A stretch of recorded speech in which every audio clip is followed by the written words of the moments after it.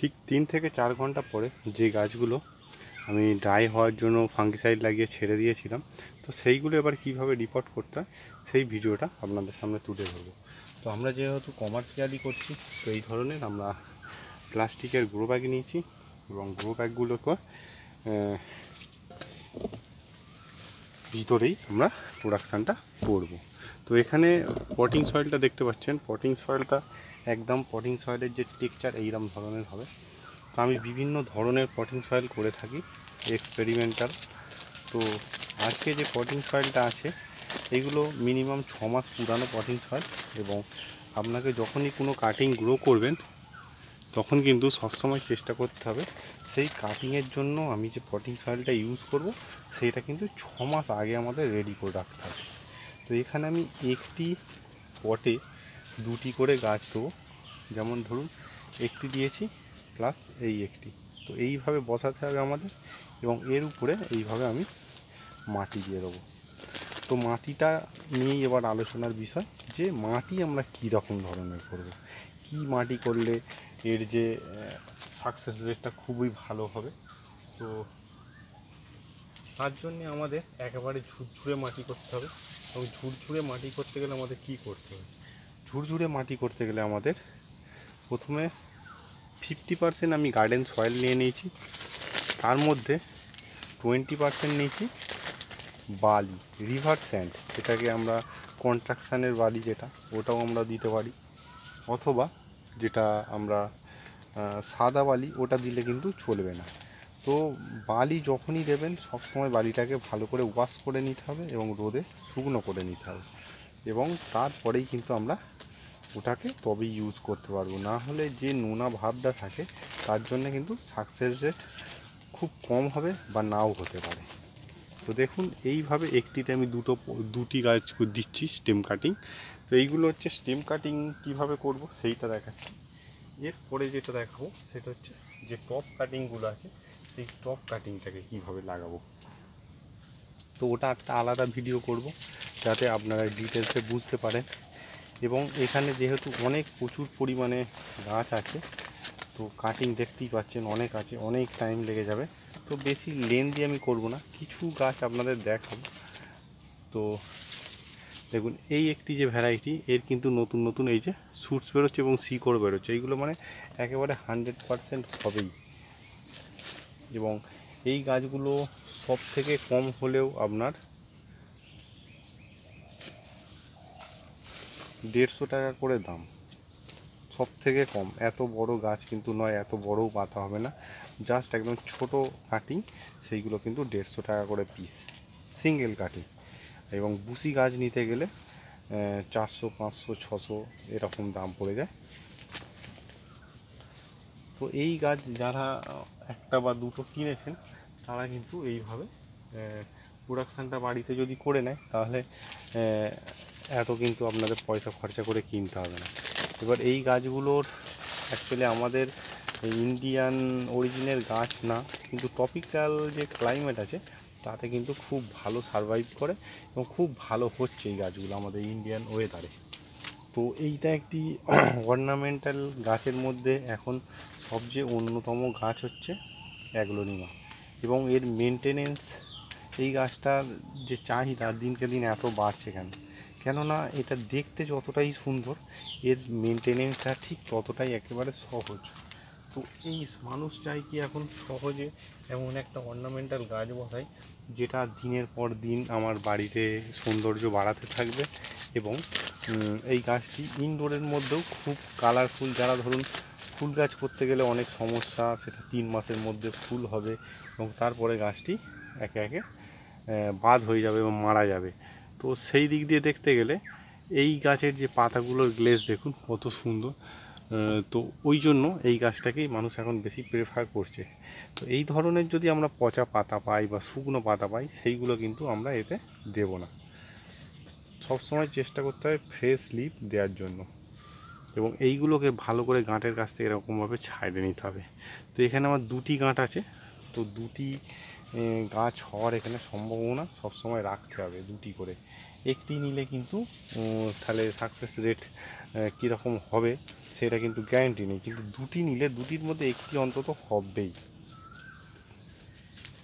তো এইগুলো হচ্ছে স্টেম কাটিংয়ের সাহায্যে আপনারা যদি গাছটাকে একটু বড় করে নেন, দেখবেন যে এই গাছটি বড় হয়ে যাওয়ার পরে একটু লেগি হয়ে যায় এবং একদিকে হেলে পড়ছে। তখন কিন্তু নির্দিষ্ট একটি টাইমে, যেমন ধরুন আজকে মার্চ মাসের এপ্রিল মাসে আজকে 4 তারিখ, তো এই ধরনের টাইমে কিন্তু আমরা এইভাবে এই গাছের প্রোডাকশান করতে পারি। তো এখন আমি এইগুলোকে দুটো করে দিচ্ছি, এবং এইগুলো যখনই নতুন নতুন শুটস আসবে তখন কিন্তু আমরা এইগুলোকে আলাদা আলাদা করে ডিভাইড করে নেব। তো ডিভাইডেড করে নিলে এর থেকে আমরা মোট দুটি আলাদা করে তখন একটি যে পটিং সয়েল করব সেই ভিডিও আপনাদের দেখাবো, এবং তখনের যে পটিং মিডিয়াটা হবে সেটা কিন্তু সম্পূর্ণ আলাদা হবে। সেটা কিন্তু এই মিডিয়াতে কিন্তু হবে না। এইটা হচ্ছে রুট আনার জন্য একটি মিডিয়া তৈরি করা। তো মিডিয়াটা সম্বন্ধে ডিটেলসে আর একবার বলি, তখন ভালো করে বলা হয়নি। তো এই ভিডিও মানে আমার যে অ্যাগ্লোনিমা গাছের ভিডিও প্রচুর ছাড়া আছে আমার চ্যানেলে, আপনারা সার্চ করলেই দেখতে পাবেন। এবং এই যে অ্যাগ্লোনিমা গাছের মাটি বিভিন্ন ধরনের, বিভিন্ন মানুষ বিভিন্নভাবে করে থাকে, কিন্তু আমার যে গাছগুলোর হেলথ বলুন বা শীতকালে অ্যাগ্লোনিমা গাছ যে মরে যায়, অ্যাকচুয়ালি মাটির জন্যেই মরে যায়। তো অনেকজন এখন সয়েললেস এইটা খুব উঠেছে। তো সয়েললেস বলে কোনো কিছু হয় না, মাটিতে যে গুণ থাকবে আপনি তার অল্টারনেটিভ গুণ পাবেন না।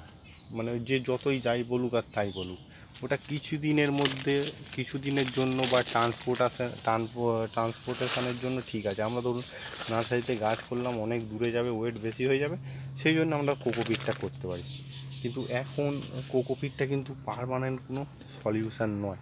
আপনারা যদি কোকোপিটে গাছ করে থাকেন সেটা কিন্তু 3-4 মাসের জন্য ঠিক আছে, কিন্তু ওটা পার্মানেন্ট আপনি যদি ভাবেন যে এই গাছটি আমি 6 মাস 7 মাস বা 1 বছর রেখে দেবো, তাহলে কিন্তু সেটা সম্ভব না। এবং সেই গাছটি সেই যে জেল্লা, সেই যে গ্রোথ, ইনডোর গাছের যে কালার আসার কথা সেরকম হবে না। গাছটা হবে, কিন্তু সবসময় 90% চান্স থাকবে যে গাছটি মারা যাওয়ার চান্স আছে।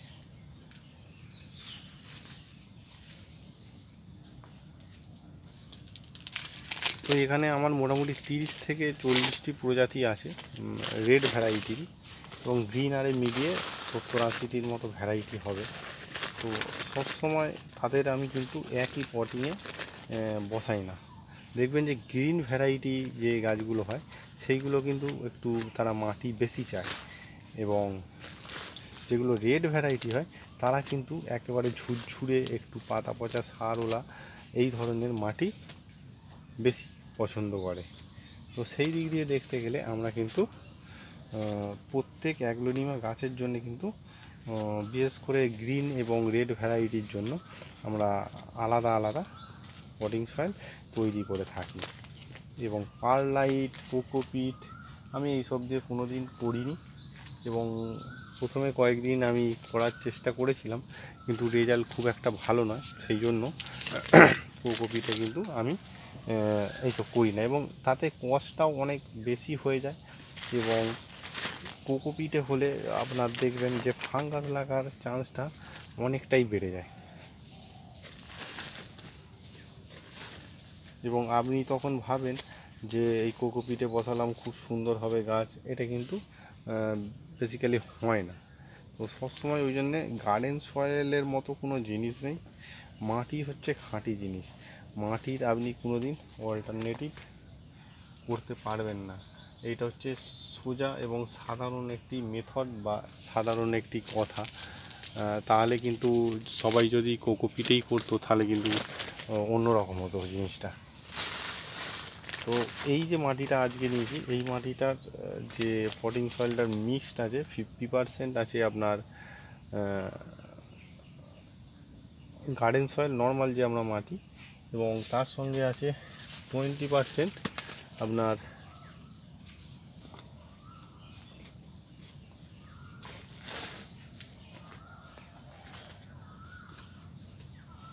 রিভার স্যান্ড, বা যাদের কাছে রিভার স্যান্ড নেই ওটাকে স্কিপও করতে পারেন, রিভার স্যান্ড নাও দিতে পারেন, এবং তার পরিবর্তে আপনি ছাই দিতে পারেন। ছাই মনে হচ্ছে চারকোল ছাই, ওইটা নয়, জাস্ট অ্যাশ, যেটা ওই অ্যাশটা দিতে পারেন।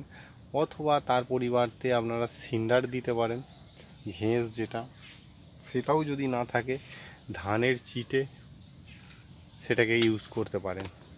এবং এতে কোনো ধরনের, এই পটিং সয়েলের মধ্যে এখন কোনো ধরনের জৈব বা রাসায়নিক সার দেওয়া নেই। তো এইভাবে আমাদের মাটিটাকে করে মিনিমাম 6 মাস রাখতে হবে, এবং যখন আমরা ইউজ করব তার সঙ্গে যে কোনো ধরনের ফাঙ্গিসাইড মিক্সড করে তারপরে ইউজ করতে হবে। তো দেখুন এই একটি বিগ রয়ের ভ্যারাইটি, এবং পাতাটা দেখুন কেন এইসব গাছগুলোকে লোক পছন্দ করে। তো এইটা হচ্ছে বিগ রয়ের ভ্যারাইটি। এইরকম ঘরে যদি আপনি একটি বুশি গাছ রাখেন, মানুষ আপনার বাড়িতে ঢুকলে আগে কিন্তু আপনার ওই গাছটার দিকেই নজর পড়বে। তো পাতার সাইজগুলো দেখুন, এবং আমি এইগুলো থেকে দুটি করে যা স্টেম কেটেছি দেখুন, এখানে একটি, দুটি, এবং এই দিক দিয়ে একটি বের হচ্ছে, তিনটি। তো তিনটি করে আমি এইটাতে অপশানে রেখেছি, এবং এর পাতার সাইজ এবং সৌন্দর্যটা দেখুন। তো এটা এখনও ধোয়া হয়নি পাতাটাই, তবু পাতার কালার দেখুন। তো ইনডোরে এত সুন্দর কালারফুল গাছ পাওয়া খুব মুশকিল। তো সেই জন্যেই গোটা বিশ্বের লোকই এখন অ্যাগ্লোনিমার পিছনে ছুটে চলেছে। এবং মেনটেনেন্সের ব্যাপারে বলতে গেলে এর খুব একটা বেশি সার, খোল, বীজ বা মরে যাওয়ার সম্ভাবনাটাও খুব কম থাকে।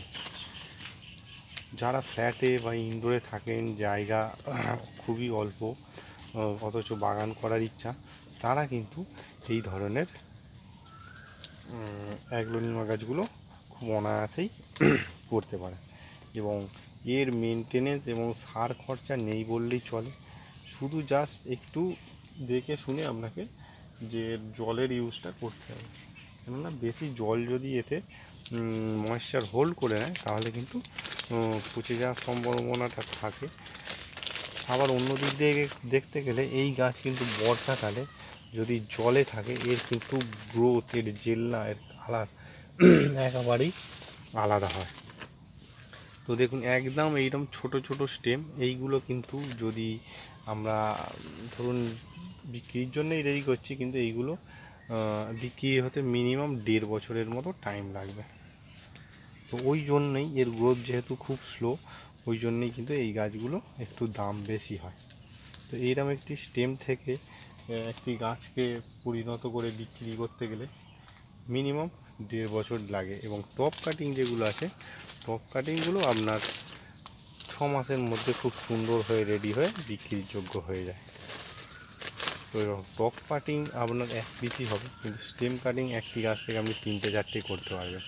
ওই জন্যে গাছগুলোর একটু দাম বেশি। অ্যাগ্লোনিমার প্রচুর ভ্যারাইটি হয়, মিনিমাম 1000 খানেক ভ্যারাইটি আছে, গ্রিন এবং রেড মিলিয়ে। তো আপনারা যারা অ্যাগ্লোনিমা ভালোবাসেন তারা কিন্তু এই গাছটা প্রচুর কালেকশান করা সম্ভব। ক্যাকটাসের মতো, ক্যাকটাস যেরকম প্রচুর ভ্যারাইটি হয়, সেরকম অ্যাগ্লোনিমারও কিন্তু প্রচুর ভ্যারাইটি হয়। তো আমার কিছু গাছ আছে যেইগুলোকে সব প্রোডাকশানের জন্য আমি আবার তৈরি করেছি, এবং কি করে এই সব গাছগুলোকে বুশি করবেন এই সব ডিটেলস ভিডিও কিন্তু আমার চ্যানেলে দেওয়া আছে।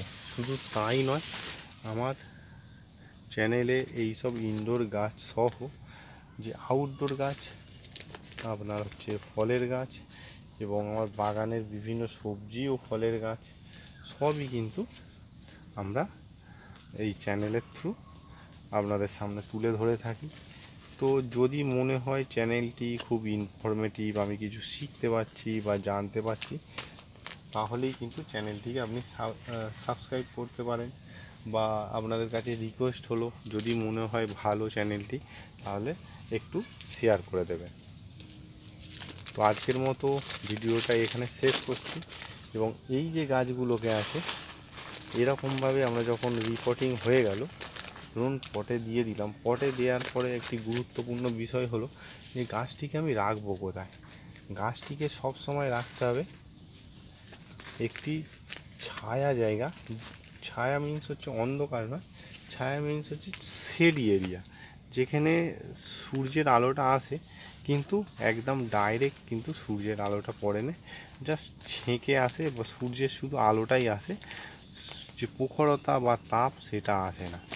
তো সবসময় এই গাছ বসানো বা কাটার সময় হলো যে আপনি মার্চ ফেব্রুয়ারি থেকেও শুরু করতে পারেন, ফেব্রুয়ারির লাস্ট থেকে, ফেব্রুয়ারি মাসের লাস্ট থেকে শুরু করবেন, মার্চ এপ্রিল মে পর্যন্ত কাটবেন, বা এপ্রিল পর্যন্তও কাটতে পারেন, মার্চ এপ্রিল, কিন্তু তারপরে আর কাটা যাবে না। কেননা আমাদের এই ওয়েস্ট বেঙ্গল বা কলকাতার ওয়েদারে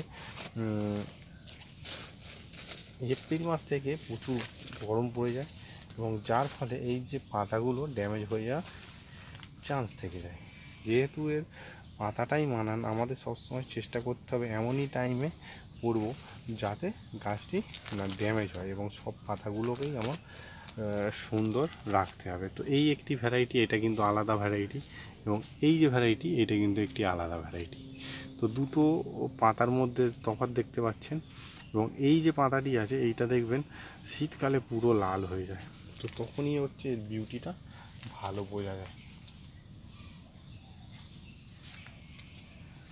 তো আজকের মতো এখানে শেষ করলাম, নমস্কার।